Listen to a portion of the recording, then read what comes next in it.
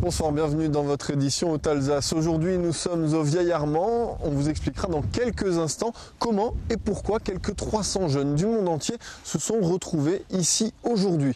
Il y a 100 ans exactement, de jeunes Allemands, de jeunes Français mouraient ici par milliers. Quelle résonance cet épisode tragique de notre histoire peut-il avoir aujourd'hui pour des jeunes venus du monde entier? La réponse, ce sont eux qui nous la donnent. Ils sont venus de tous les continents pour une année d'études en Europe. Mais aujourd'hui, leur sujet, c'est le Vieil Armand, la mangeuse d'hommes. Ses 30 000 victimes l'hiver 1915.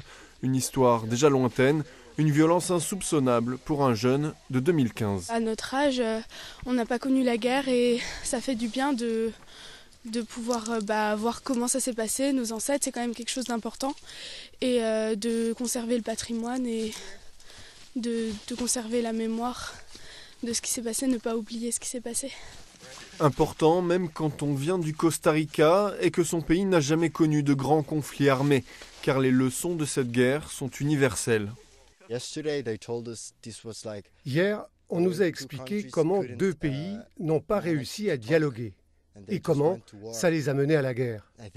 Moi, je pense que la meilleure option, c'est de toujours discuter avant d'en arriver à la confrontation. Ces jeunes ont été rassemblés ici par l'American Field Service. Durant les 2 guerres mondiales, cette association envoyait de jeunes Américains prodiguer des soins aux combattants. Aujourd'hui, elle œuvre pour former des citoyens du monde. Avant de parler de l'avenir et de ce que l'on peut faire pour que le monde soit meilleur, il faut d'abord commencer là où vraiment ça fait mal, là où on voit qu'on a échoué en tant qu'humain. Et donc pour eux, c'est un apprentissage complet. Une fois qu'ils ont ressenti ça avec leur cœur, avec leurs tripes, on peut parler avec eux de l'avenir en disant qu'est-ce qu'on peut faire ensemble pour que le monde demain ne ressemble plus à ce qu'il était à ce moment-là. Se souvenir des leçons de l'histoire pour préparer l'avenir, c'est aussi la raison d'être du mémorial du Vieil Armand qui a accueilli plus de 60 000 visiteurs cette année. Pour finir